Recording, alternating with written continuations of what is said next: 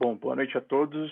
Sou o Everton Rodrigues, diretor executivo aqui da CFA Society Brasil.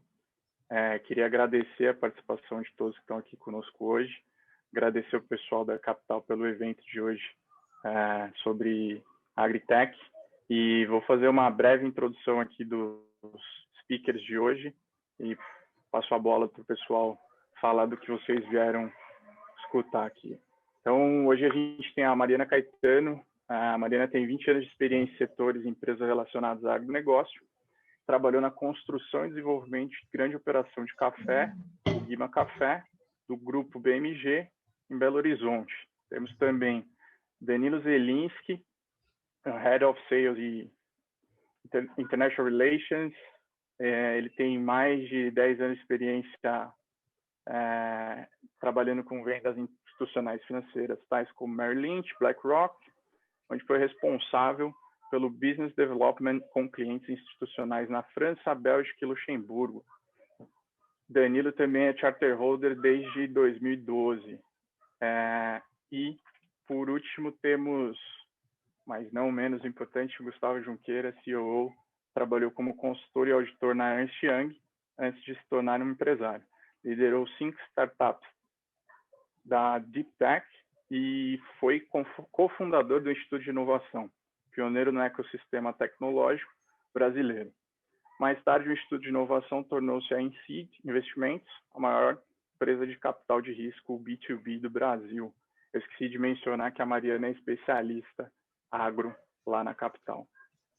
Danilo, eu passo a bola para ti. Obrigado mais uma vez. Obrigado você, Everton. Obrigado aí todo o pessoal do CFA. E, por estar ouvindo aí a gente e CFA Society Brasil por ter organizado esse evento.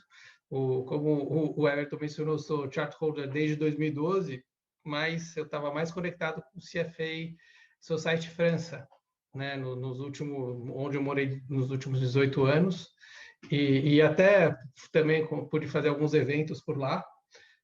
Hoje a gente está aqui, estou aqui com meus colegas da Capital. Aliás, obrigado por ter falado do Capetel, Everton. Muita gente acaba misturando aí as siglas com o nome, mas para falar de um assunto que a gente gosta bastante, que é Agritechs. E acho que não vou passar muito tempo aqui falando de mim, acho que você já falou bastante, mas acho que uma coisa que eu sempre gosto de falar, e antes de passar aqui, vou até passar alguns slides para ajudar um pouquinho o entendimento aqui de todo mundo. O ecossistema do Brasil hoje está se desenvolvendo bastante. Acho que o Junqueira vai falar um pouquinho disso. A Mari vai falar um pouquinho mais do agro em si, do pé na botina ali, a realidade do agricultor brasileiro.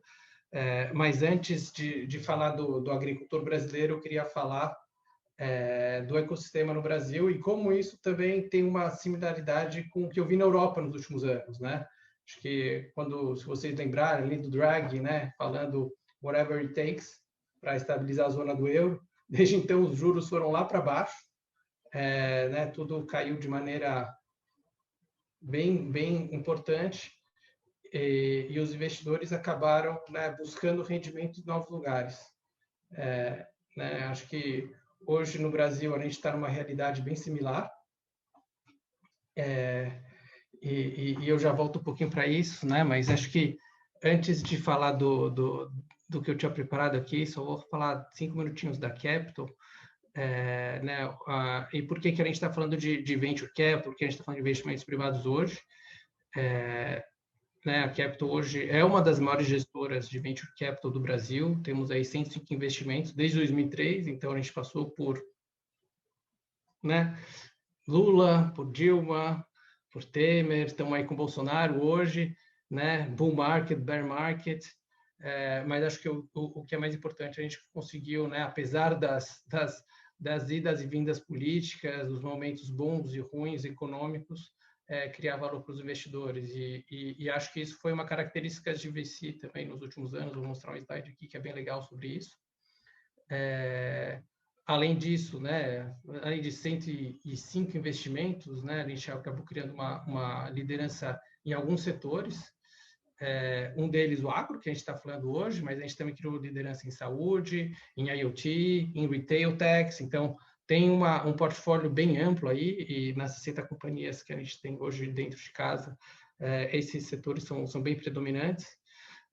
E a gente tem gente no Brasil inteiro, né? Eu tô baseado aqui em São Paulo, mas Mari e Junqueira estão em Minas. A gente tem alguns colegas que estão em outras regiões do Brasil, temos gente no Rio, temos gente no Nordeste, temos gente no Sul, né? Então, a gente está cobrindo o Brasil inteiro, ali próximo do empreendedor, e acho que é um ponto fundamental da nossa estratégia, de cuidar bem do empreendedor, de acompanhar o empreendedor, né? Para ele passar também esses ciclos positivos ou não positivos de mercado, positivos e não tão positivos também do empreendedorismo, né? Acho que o Junqueira, mais que ninguém aqui, ele pode mencionar um pouco sobre isso, a dificuldade do empreendedor ali né, no dia a dia dele, ter um pouco de distância do business também. E com essa experiência toda, né, eu falei das lideranças, a gente acabou também lançando um fundo de agritech, a gente está lançando também um fundo de health tech e um fundo de GovTech. Inclusive, a gente tem um evento programado nos próximos dias. Quem tiver interesse, né, pode me contactar, fiquem à vontade.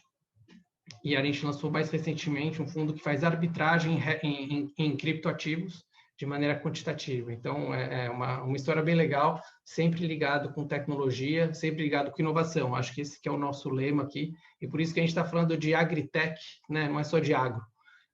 Esse é o nosso DNA. E acho que o momento de hoje é bem interessante para falar de tecnologia, de inovação, né? Um dos fatos, acho que esse crescimento da carteira em 2020 ilustra, né, um fato legal de tecnologia, de inovação, é que é um setor que está crescendo muito e que está gerando muita riqueza, né? Então, a nossa carteira no passado cresceu 86% no global, né? Obviamente, nem todas as companhias cresceram tanto, outras cresceram mais, algumas menos, mas foi um resultado bem positivo para a gente. E acho que, né, cada vez mais os investidores têm que pensar em venture capital, têm que pensar em mercados privados, né, para compor as carteiras. Eu fiz um brainstormingzinho aqui, né, do que está acontecendo a nível macro no Brasil, né? E na verdade não é só no Brasil aqui, é no mundo, né? A gente está com um mundo, né, de juros cada vez mais baixos. Aqui eu ilustrei a taxa Selic em cima à esquerda, mas obviamente, como eu falei, Estados Unidos, Europa, Ásia estão com juros mais baixos ainda e há mais tempo, né? Além disso, né, isso leva investidores a procurar diversificação, só que nos mercados tradicionais de ações, por exemplo, você tem cada vez menos oportunidades. Aqui esse gráfico embaixo à esquerda, com esse, né, gráfico verde, amarelo e laranja, eu estou mostrando aqui a evolução do número de empresas listadas na bolsa nos Estados Unidos, né? Amarelo é o número de empresas listadas na bolsa, na verdade, e laranja é o número de empresas privadas, né? Então a gente vê que tem cada vez mais empresas listadas, cada vez menos empresas listadas e cada vez mais empresas privadas. E a mesma coisa está acontecendo no Brasil. O slide, esse gráfico que está logo do lado mostra a evolução da Bolsa Brasileira. Então, é um fenômeno global e local também. Então, para você ter um portfólio mais diversificado, você precisa procurar ativos diferentes e os mercados alternativos são, sem dúvida, uma resposta interessante. E quando você olha no mundo, os ativos alternativos representam uma parte cada vez maior da carteira, né?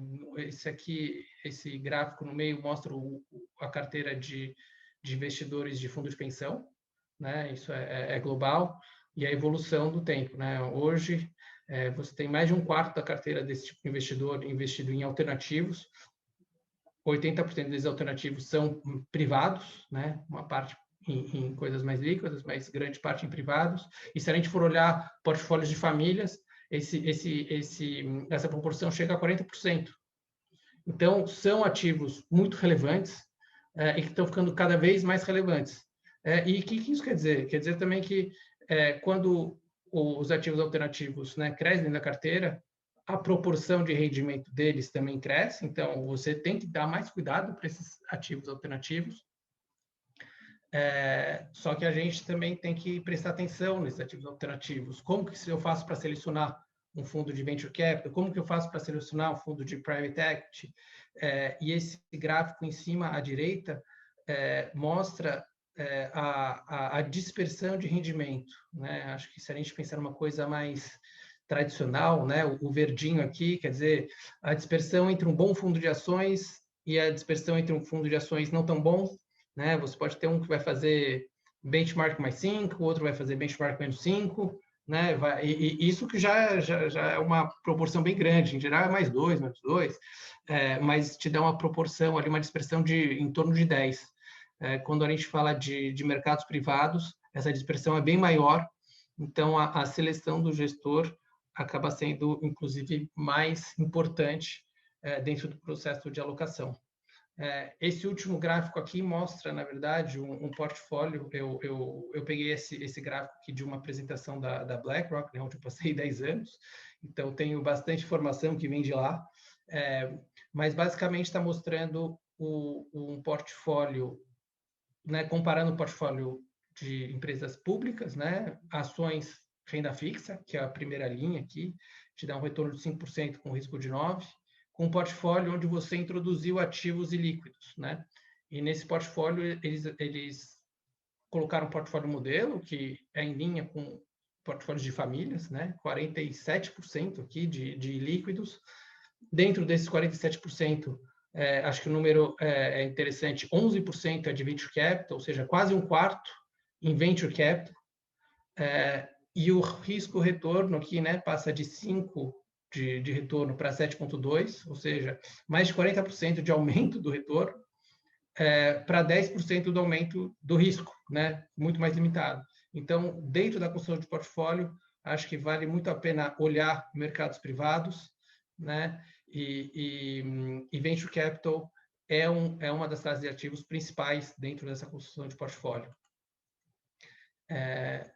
O que eu mostrei ali, né? E acho que é bem ilustrado por um estudo também que foi publicado no final do ano passado, né? Insper, Spectra e a BV Cap olharam toda a indústria de venture capital e private equity no Brasil, né? Vendo a performance, quais eram os desafios, etc. A boa notícia é que, né, a performance tem sido boa, né? Apesar das subidas e das descidas políticas e macroeconômicas aqui, Private Equity VC fizeram mais ou menos 2 vezes a performance da Bovespa, né? Mais ou menos 1,9 vezes o MSCI, e obviamente também passaram o CDI.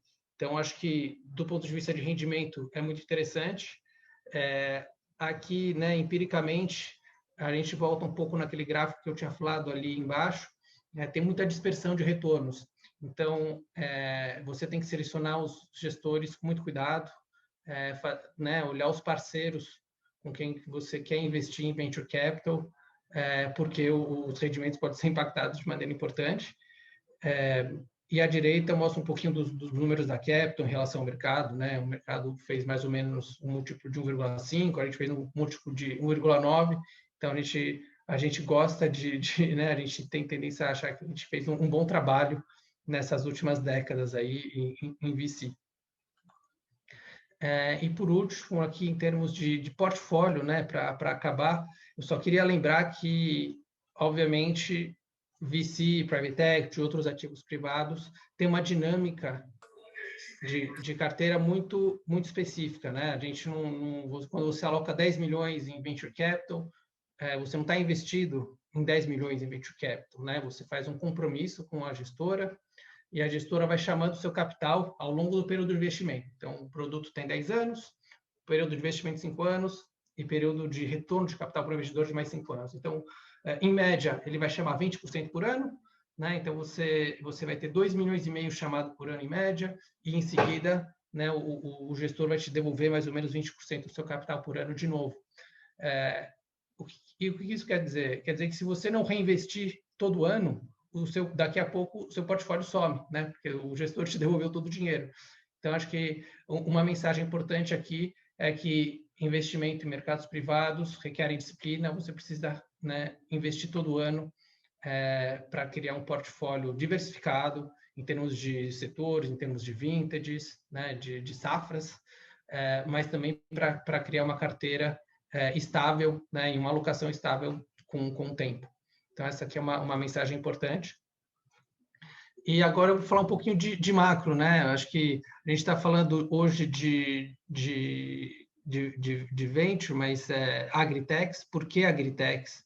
E acho que o tema né, não é só porque a gente gosta de venture capital, porque a agricultura é importante no Brasil, acho que é também, né? A gente tem experiência, mas acho que é um setor que faz muito sentido com o que está acontecendo no mundo. Né? Hoje a gente tem um mundo em crescimento, uma população em crescimento no mundo, né? A população tem hoje a gente tem um pouco menos de 8 bilhões de pessoas no mundo, 7,7, 7,8. Até 2050 a expectativa é que essa população chegue a 10 bilhões de pessoas. Né? Então a gente tem que alimentar 2,2 bilhões de pessoas a mais. Como que a gente faz isso? Né? Sendo que os recursos estão cada vez mais escassos, né? Água, terra, a gente não pode aumentar o espaço, né? onde a gente produz. A gente precisa, na verdade, aumentar a eficiência da terra onde a gente já produz. E acho que o papel das agritechs aí são fundamentais, né? E acho que essa terceira linha aqui é bem interessante também, a mudança no poder político e econômico, além do crescimento da população, a população nos países emergentes tende a consumir mais alimentos. Então, além da população crescer mais ou menos 1/3 nas próximas décadas, a expectativa é que o consumo de alimentos cresça de 50% a 60%. Então, é muito alimento a mais para fazer, né? E acho que agritechs vão ser fundamentais dentro desse processo de transformação. Aí a gente pode falar, obviamente, das outras verticais, né? do envelhecimento da população, das cidades que estão crescendo e da importância de health techs, govtechs e outros setores também, né? Acho que tem muita coisa acontecendo, mas acho que um dos setores chaves é agro, e sem dúvida as novas tecnologias vão mudar a maneira de como a gente faz agricultura hoje, e espero que mude também para um jeito melhor, né? Mais eficiente, mais responsável, e também que a gente possa ganhar um dinheirinho no meio do caminho.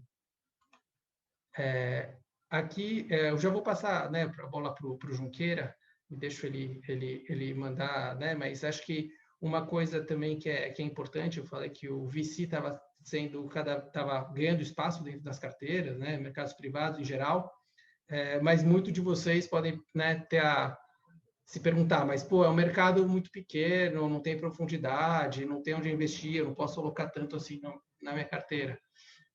Mas a realidade de VC hoje mudou muito, né? Há alguns anos atrás, né, ali entre 2015 e 2017, o volume anual de transações de VC girava em torno de R$1 bilhão por ano, né? E estava muito atrás ali do que se fazia em private equity. Desde que os juros começaram a cair, né, e a revolução industrial também, né, pegar forma, os deals em venture capital no Brasil ficaram cada vez mais importantes. Hoje, a gente tem 14,6 bilhões de reais em transações, né? Esse foi o número de 2020. E não foi só um efeito de moda, né? A gente pode ver que é uma coisa que vem se consolidando há alguns anos. Então, o mercado também está crescendo, a liquidez do mercado está crescendo, estou dizendo que é um mercado líquido, mas é um mercado que nos dá cada vez mais oportunidade, e dá oportunidade para mais investidores entrarem também. Mas é isso aí. Junqueira, acho que eu já falei bastante aqui, né? Deixar você mandar ver, porque você tem muito mais experiência do que eu no ecossistema, e acho que para poder entender também a necessidade ou, né, a oportunidade no mercado de VC e em agro, é importante a gente entender um pouquinho do ecossistema. Perfeito. Boa noite a todos. Bom, a área agrícola no Brasil, né, é responsável por o Brasil responsável por 1/6 da alimentação da população mundial, então o Brasil é super relevante, tem centros de pesquisa de altíssimo nível, de Embrapa, Exalc, centros de pesquisa, Universidade Federal de Viçosa, Federal de Minas, então a gente produz ciência de ponta, e a gente está conseguindo agora transformar essa ciência, esse conhecimento profundo acumulado aí em décadas, em coisas aplicáveis no mercado, em produtividade, em implantação no cerrado, em digitalização também da agropecuária. Então, a gente já fala hoje em controle individual de boi, pecuária de precisão, agricultura de precisão, e esse ecossistema todo ele tem desenvolvido muito nos últimos 20 anos. Se puder passar, por favor, Danilo. A gente começou, então, lá no final da década de 90, então nós participamos aí do desenvolvimento desse ecossistema brasileiro, primeiramente como empreendedores, então aquilo que os nossos empreendedores investidos passam hoje, nós já passamos na primeira pessoa, recebemos investimento, já quebramos empresa, já fizemos saídas de sucesso, e esse conhecimento, essa experiência acumulada aí nos nossos primeiros anos, a gente fez um scale-up dela e passamos de empreendedores de base tecnológica, empreendedores de inovação. A partir de 2007, nós passamos para investimento em empreendedores de inovação. Então, nós mantivemos nossa veia de empreendedorismo e inovação, primeiro como empreendedores, agora como investidores. E nesses mais de 20 anos aí, foram mais de 100 empresas criadas, estruturadas, e já 45 empresas que nós fizemos a saída. Tudo isso para falar, se puder passar para o próximo, por favor. Aqui mais um pouco de capital, mas aí, como a gente já falou bastante de capital, quem tiver interesse kptl.com.br para aprofundar, e tem lá os nossos contatos, será um prazer falar mais um pouco de capital. Mas focando aqui no ecossistema, Danilo, se puder passar o próximo, por favor. Esse ecossistema, nesses 20 anos, ele mudou muito, muito, muito, assim. O eixo, acho que principal, esse aumento da capacidade de processamento de dados, junto com o barateamento de tecnologias, hoje um empreendedor inicial, ele consegue ter acesso a uma capacidade de processamento de dados barata que antes só uma IBM conseguiria ter há 20 anos atrás. Então, isso abre um mar de oportunidades em todos os setores da economia, essa mudança, essa revolução que a gente está só começando ainda, de digitalização da economia real, isso abre muita oportunidade para o empreendedorismo e abre, consequentemente, muita oportunidade para o investimento nesse tipo de tecnologia. E o Brasil tem passado por um ciclo virtuoso forte nesse período, acho que a gente ainda está engatinhando, mas a gente está evoluindo muito, e esse ciclo virtuoso, em torno desse eixo da tecnologia, ele passa por um aumento do suporte aos empreendedores. Então, são dezenas de aceleradoras, hubs físicos, Cubo do Itaú, para citar um exemplo, parques tecnológicos, incubadoras, o apoio de instituições, o Sebrae, o PitGov, o programa CID aqui em Minas. Então, é muita gente apoiando o empreendedorismo, com consultores, fornecedores e conhecimento. Quando a gente começou lá mais de 20 anos atrás, não existia nem a palavra startup, nem a palavra empreendedorismo, e a gente tinha que ir na unha ali aprendendo o que era o tal do Product Market Fit, que nem existia esse conceito ainda, Go to Market e tal, a gente aprendia errando. Hoje tem cursos sobre isso, tem consultores especializados, o acesso à informação e o conhecimento da sociedade em cima desse tema evoluiu exponencialmente. E o acesso ao capital também, os anjos, coisa que não existia lá atrás, hoje tem uma quantidade de anjos muito grandes, uns estão mais para capetas do que para anjos, mas ajudam muito aí na fase inicial de ideia do empreendedorismo, eles trazem aquele smart money para que o empreendedor consiga fazer as evoluções iniciais do negócio. Os gestores brasileiros, lá atrás, há 20 anos atrás, só tinha um gestor que fazia o seed capital, era o Fundo Novarum. Nós fomos investidos, na época, 2 das nossas empresas foram investidas pelo Fundo Novarum, e ele era o único no Brasil. Hoje nós temos dezenas de gestores de pré-seed, seed, late stage, early stage, gestores estrangeiros também, com presença forte no Brasil, e a entrada das corporações, o que há 20 anos atrás não dava nem para conceber, hoje tem a Wayra da Telefônica, a EDP Ventures, a Valid investindo em fundo, isso só para citar algumas corporações que co-investem conosco. O ambiente regulatório também está evoluindo, tem um marco legal de startups que foi aprovado pelo Congresso, hoje está no Senado, que trata de uma série de medidas para a melhoria do ambiente de negócios, para algumas proteções em relação à legislação trabalhista, proteção para o investidor, facilidade para compras públicas de startups, uma grande evolução.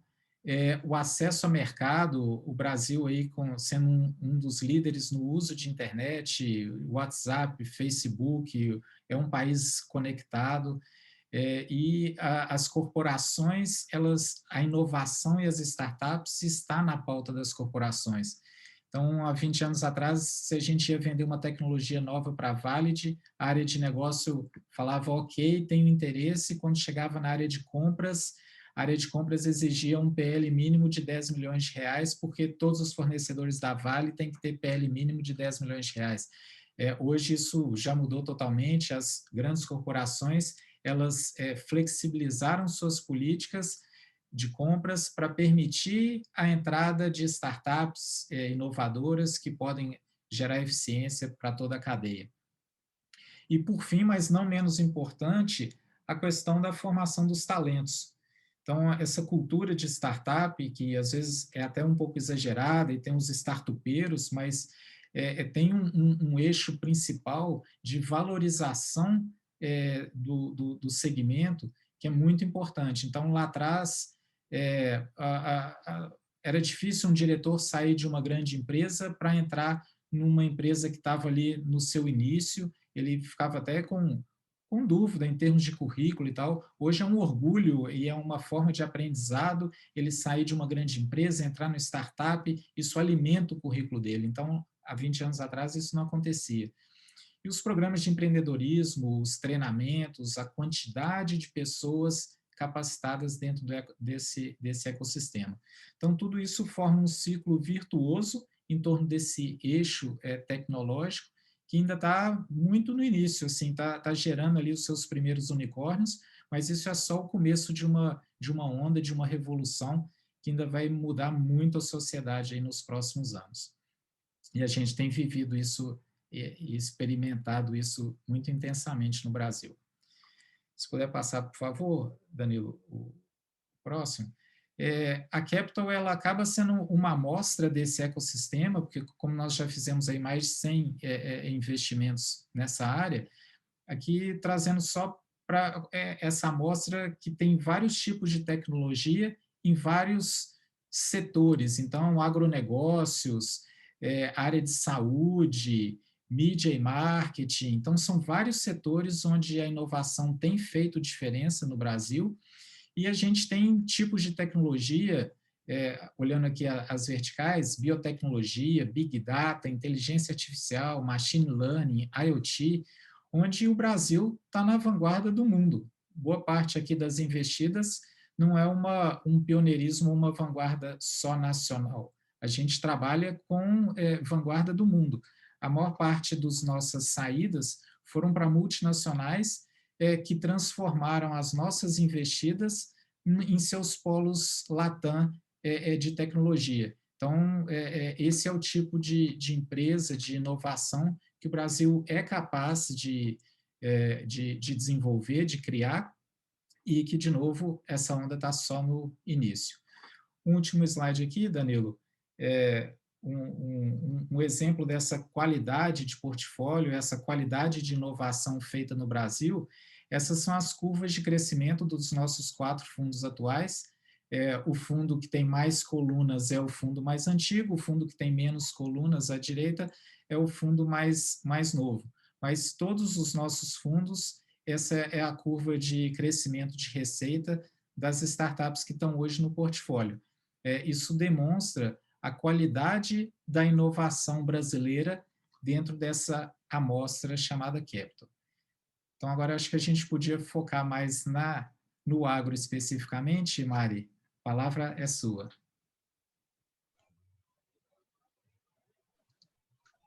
Agora eu vou falar de como é que a gente pensa em fazer isso. Então, aí agora foi criado o Fundo Agro, o Fundo 5, que é exclusivo para investidas na área de agronegócio.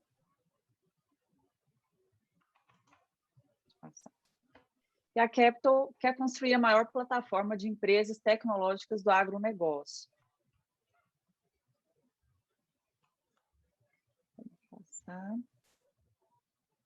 Aqui a gente começa com a tese de investimento, são empresas que tenham uma propriedade intelectual muito específica.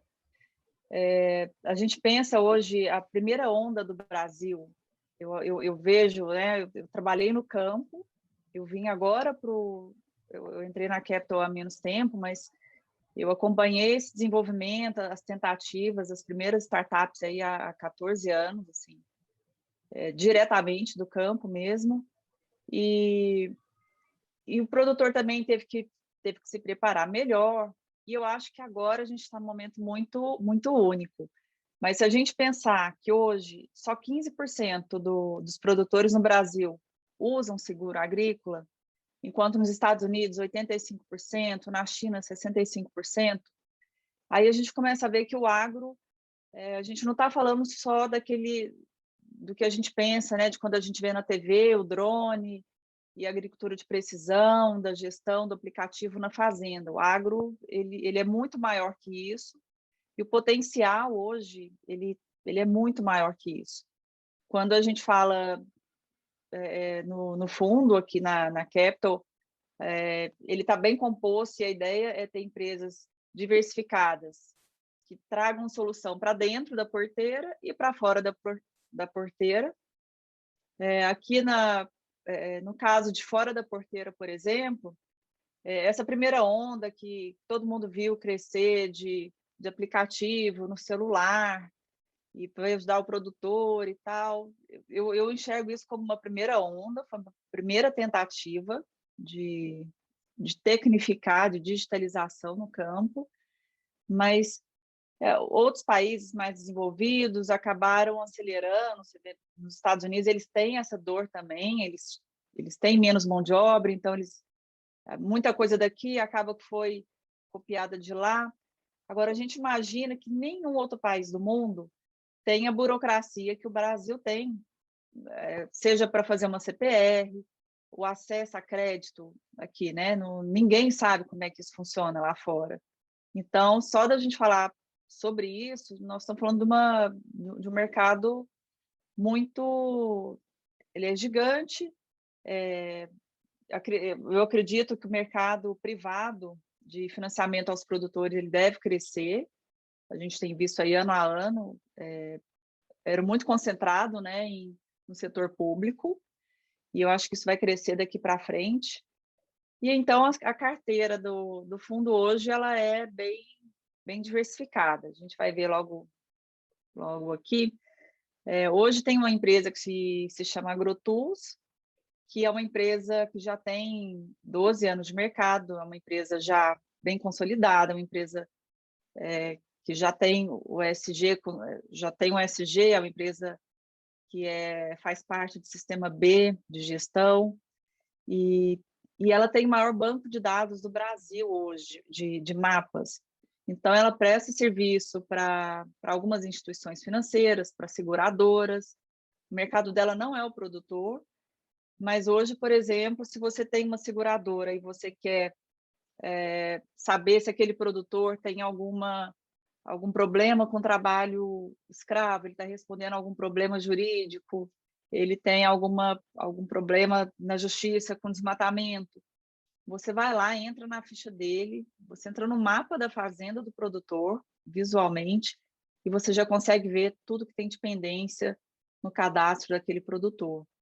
Então, é uma ferramenta, a quantidade de dados ali que ela gera aí nesses últimos 12 anos né, de levantamento, tecnologia proprietária, única, e aí ela foi criando várias outras, ela tem uma prestação de serviços muito completa, é interessante dar uma olhada no site,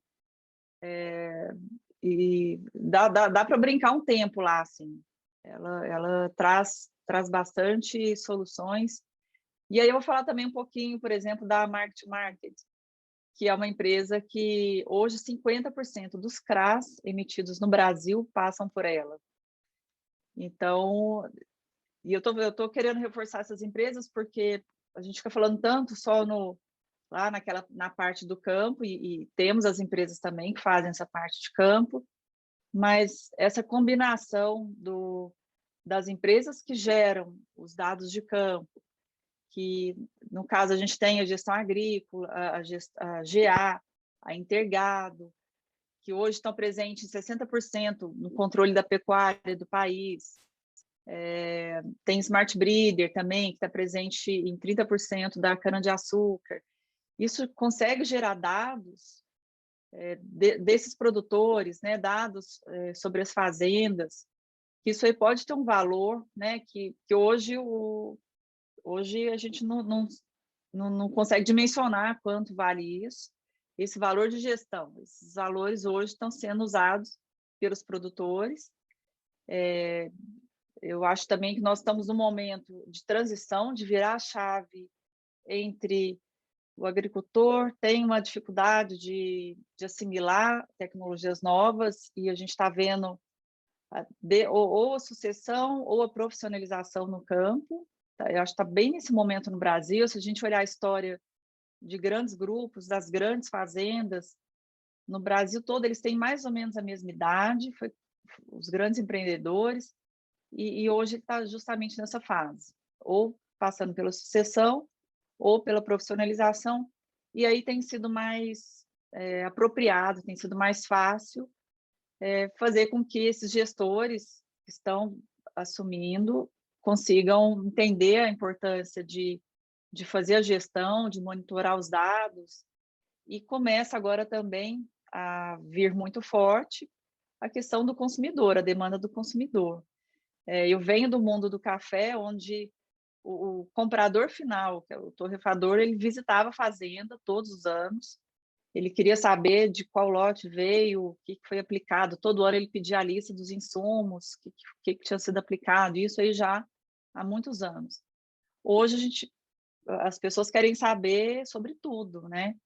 Então tem a Ecotrace, por exemplo, que é outra empresa do portfólio, que entrou agora há pouco tempo. Ela tem tecnologia para fazer o rastreamento, a rastreabilidade com blockchain, que veio para ficar, isso aí já é uma realidade. A Pebit também, a AgriSolos também foi uma aquisição, foi uma das últimas empresas a entrar. A AgriSolos, ela faz a gestão de aves.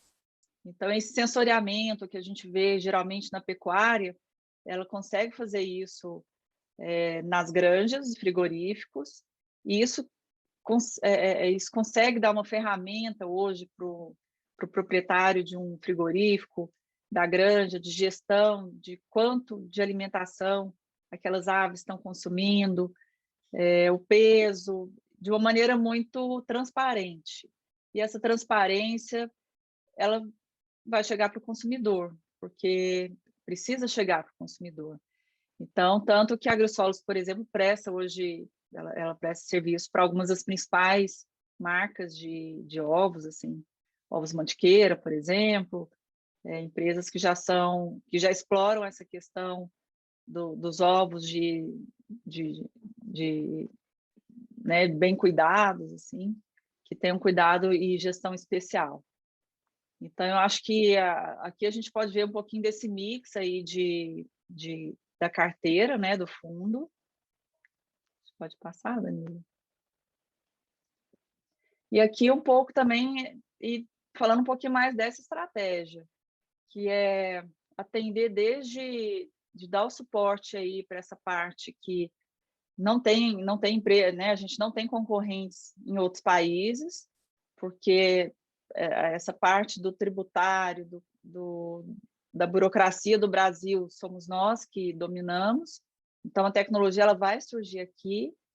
E a parte de controle de proteína, a parte de campo, a parte agrícola, ela está toda presente aí no portfólio também.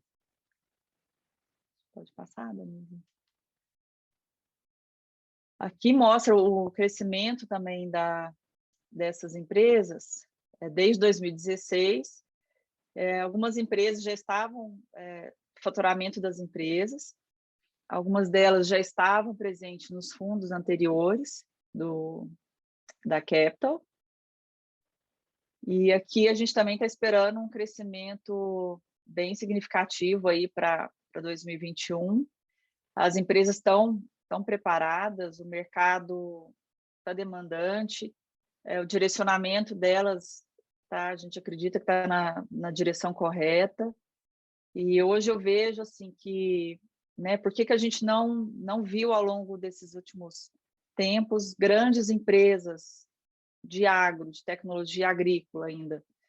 É que no agro é um mundo mais específico, geralmente você precisa de hardware.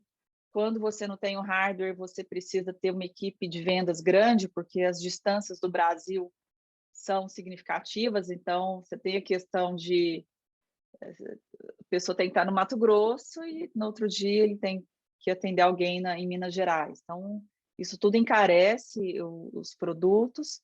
Por outro lado, com a chegada da conectividade, isso aí a gente vê, né, todo mundo que vai para o interior, a gente vê como tem melhorado.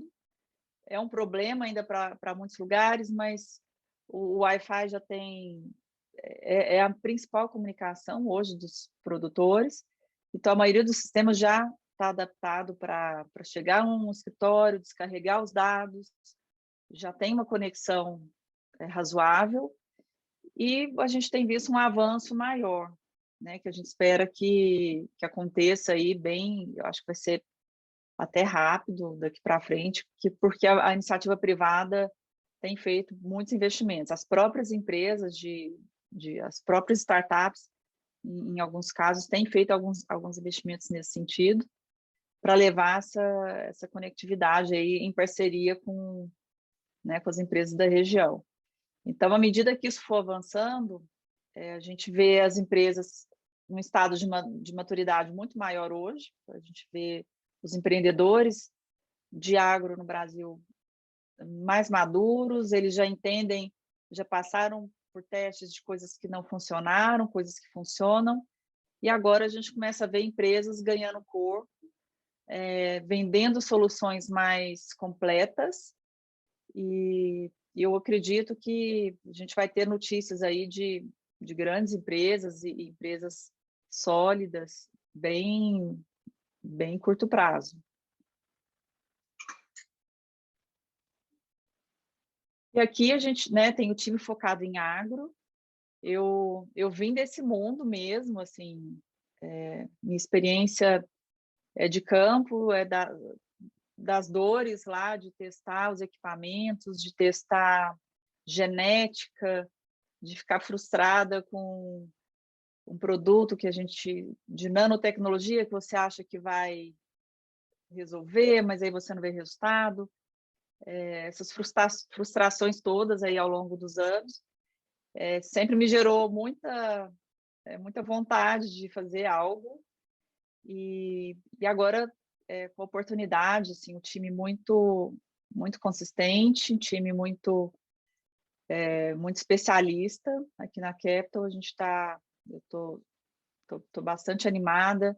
As empresas são empresas que estão caminhando para o setor, para a área que a gente acredita que seja para as áreas corretas, sempre com foco aí na parte de trazer impactos positivos para o ambiente, isso daí é algo que está na pauta, é uma exigência para essas empresas que estão entrando aí no fundo.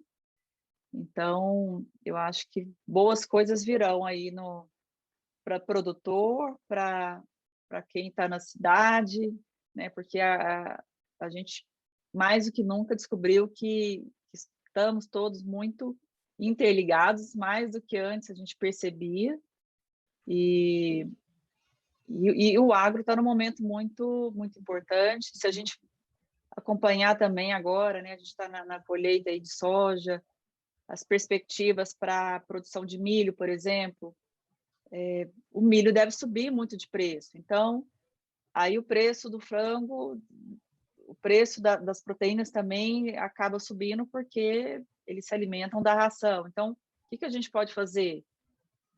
Vamos procurar empresas que façam alguma coisa para substituir isso. Então, é isso que a gente tem feito. E é isso, para otimizar recursos, vamos priorizar alimento e proteína para os humanos, porque o mundo está mudando muito rápido e a nossa realidade está muito rápida, essas transformações, a gente precisa agir logo também. Danilo. É isso aí, não, valeu, Mara. Acho que é isso aí. A ideia também é poder abrir para perguntas, porque a gente está chegando aí quase no final, né? Faltam 10 minutinhos. Então, quem quiser também fazer perguntas aqui para o Junqueira, para a Mari, para mim, fiquem à vontade. E eu acho que também, comentando rapidinho também no perfil de investidor que procura esse tipo de ativo, né? Hoje a gente tem, no fundo, vou dar alguns exemplos, a gente tem uma das maiores famílias que vem de banco do Brasil, eu não posso falar o nome ainda, mas que foi um dos primeiros investidores do fundo. A gente tem uma família também que está, na verdade, é uma das maiores famílias do agro, o Family Office ligado à Jacto, investiu no fundo. Então, essa informação pública eu já posso dizer. E a gente também está hoje na Vitrio, né? A Vitrio criou um esquema de carteira administrada e eles, né, pegam lá um ticket com tamanho menor, inclusive, então quem tiver interesse pode dar uma olhadinha lá, mas o investimento está cada vez, né, mais popular entre investidores, né, seja investidores financeiros, seja investidores do agro, ou pessoas físicas, né, querendo construir a sua carteira de ativos alternativos. Então, acho que essa é um pouco da mensagem, e fiquem à vontade para perguntar, né, fazer as perguntas aí do setor.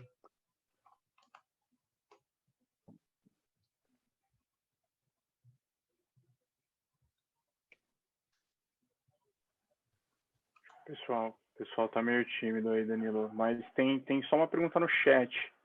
A Giciane tinha perguntado se podemos dizer que grandes corporações trocam PL mínimo por práticas de ESG hoje. Boa pergunta. As grandes corporações, elas evoluíram muito a área de compras para permitir uma amplitude maior, inclusive compra de startup. Dentre essas modificações, eu acho que foi toda uma visão que foi transformada, uma visão mais estática de fornecedor mais industrial, e aí onde coisas como o PL era uma dos critérios, e agora se adaptaram a esse novo mundo, onde sim, felizmente, ESG é um dos critérios. Então, eu acho que elas estão em transformação, onde antes eram vários itens, numa visão mais industrial e mais antiga, agora entram outros temas, e o ESG, felizmente, é um deles. E a flexibilidade para comprar inovação também. Acho que até vou adicionar nesse tema aí, na carteira, acho que a Mari mencionou a AgroTools ali, por exemplo, do lado financeiro, mas a AgroTools trabalha também com muitos compradores, né? Então, trabalha com Nestlé, trabalha com McDonald's, né? Faz toda a cadeia do McDonald's no Brasil, Paraguai, Argentina e Austrália. E por quê? Porque o McDonald's quer saber de onde vem, né, a soja que virou farelo de soja, que virou ração, que alimenta o frango, que virou nugget, que é vendido no McDonald's em São Paulo, em Paris, em Tóquio. Então, essas corporações querem saber de onde vem, elas querem ter um impacto ESG cada vez menor, impacto carbono, ou impacto social também, né? A Mari mencionou ali as questões das camadas de informações, e também que gera uma segurança maior na cadeia de produção. Né? Ele sabe de onde vem, sabe se tem algum problema de clima, sabe se tem algum problema de fornecimento, então acaba gerando uma demanda muito, muito interessante. Não sei se vocês viram recentemente, mas a Nestlé também anunciou que vai ter uma emissão carbono zero. Né? Então, essas empresas precisam de soluções, né? Precisam de soluções dentro da porteira, fora da porteira, né? Trazer a transparência, mas também trazer a eficiência ali no campo. Então, são demandas essenciais. Acho que não é nem questão de saber se troca o PL pelo ESG. O PL vai depender de um ESG, né? Então, é uma obrigação hoje, não é mais uma escolha. O Diogo fez uma pergunta aqui também no chat. Vocês acreditam que as maiores oportunidades do agro estão dentro ou fora da porteira? Diogo, a gente tem uma abordagem, primeiro, mais top-down das mega tendências que o Danilo comentou, onde Agritech, GovTech, HealthTech são mega tendências onde a gente quer estar bem posicionado. Depois que a gente faz esse mais top-down macro, a gente tem uma abordagem bem bottom-up de onde está a inovação. Então, a gente busca mais pela inovação dentro dessas macro tendências do que continuar o top-down até chegar à oportunidade. Isso porque a inovação ela não é tão previsível. O que vai acontecer de forma disruptiva nos próximos anos, não dá para saber exatamente. Então, quando a gente vai mais para o lado da ciência, para o lado da base do empreendedorismo, do que está acontecendo nos ecossistemas, aí a gente vai vendo onde brotam as inovações. E eu não sei responder hoje se elas vão, agora nos próximos 2, 3 anos, que é o nosso período de investimento, se elas vão aparecer mais dentro da porteira ou fora da porteira. Eu sei que a nossa régua vai ser alta, tem que ser uma inovação disruptiva, e estando dentro ou fora da porteira, a gente tem total interesse, porque nesses dois elos da cadeia tem muita oportunidade de disrupção e de transformação grande da cadeia de valor. Isso aí. Pessoal, outra pergunta aí. Vocês têm percebido os big players de varejo alimentar se interessando, investindo e dando atenção para o ecossistema de agritechs? Mari, Junqueira, acho que vocês vão estar mais informados do que eu. Eu vejo que sim. Assim como o Junqueira acabou de falar, né? Nestlé, como as grandes empresas, né? Os grandes compradores estão sendo demandados pelos clientes, pelos consumidores, e isso na Europa já é uma realidade, assim, já. Então acaba que as coisas começam um vai cobrando do outro. E aí, no caso, por exemplo, de um atacadista, desde de solução para rastrear de onde veio a carga. Eu acho que isso daí cada vez mais vai ser uma realidade também, para toda a alimentação. Acho que o mundo da alimentação, assim, o setor de alimentos, ele está se transformando de maneira muito intensa. E vai ser rápido também, porque que ele está escasso, a gente está vendo agora, né, se a gente pegar o agro foi tão positivo, né, os números do agro no Brasil em 2020, e hoje, se a gente olhar, a soja batendo preços recordes, assim. Mas os produtores, eu estou vendo lá, eu fico acompanhando os amigos na colheita, e não tem jeito de colher, porque o clima ou está chovendo demais, ou não choveu o tanto que precisava.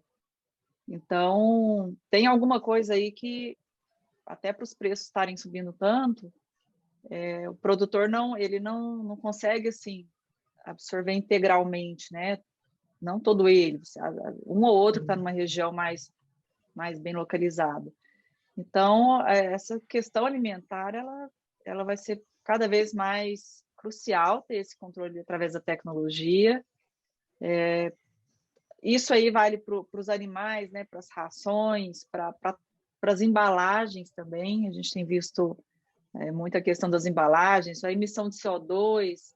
Então, se a gente pensar, é tudo, né? Tudo que a gente tem vivido hoje aqui, eu acho que vai ter que mudar bastante e a tecnologia vai ser a ferramenta que vai fazer isso acontecer de maneira mais rápida, mais correta e mais viável.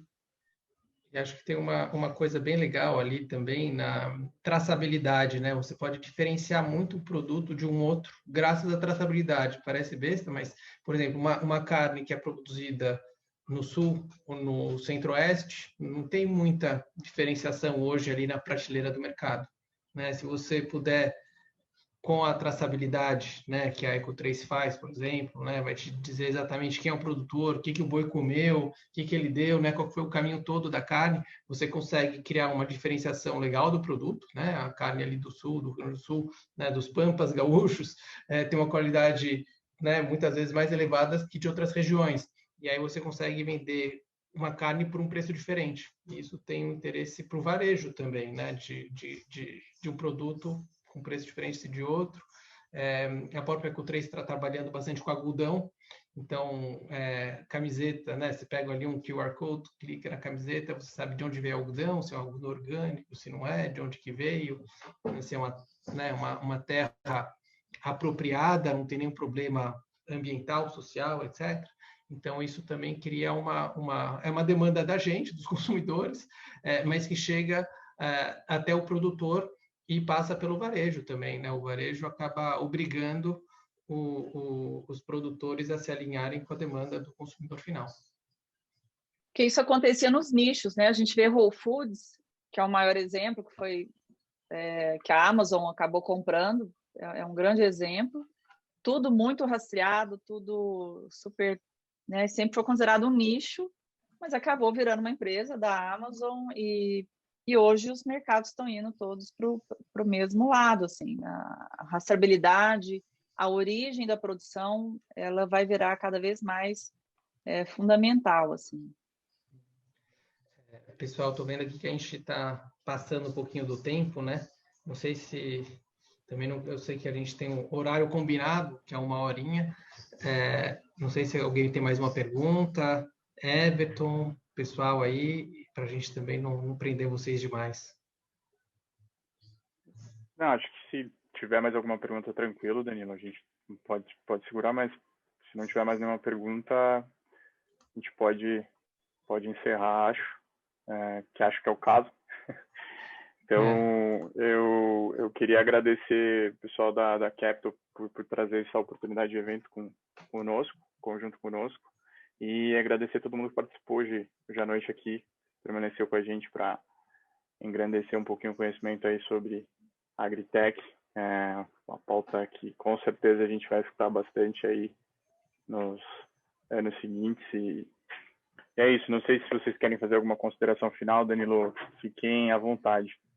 Não, eu acho que é isso. Acho que a Agritech, né, agro e tech, né, separados e juntos vão impactar muito a nossa vida nos próximos anos, nas próximas décadas. Acho que e principalmente quando a gente é brasileiro, porque, né, acho que agro é 25% da nossa economia, ou quase isso. Então, vale a pena olhar com cuidado. O mundo está mudando e quem quiser conversar, bater um papo sobre inovação, bater um papo sobre agro, outros assuntos, fiquem à vontade aí para me cutucar aqui meus colegas. A gente adora falar sobre inovação e sobre oportunidade de investimento. Então, estamos à disposição. E obrigado, Everton, pela oportunidade. Tá certo. Obrigado, Danilo. Obrigado, Mariana. Obrigado, Gustavo. Obrigado. Boa noite, Obrigada, pessoal. pessoal. Valeu. Boa noite. Obrigado. Boa Boa noite. noite. Tchau. Tchau.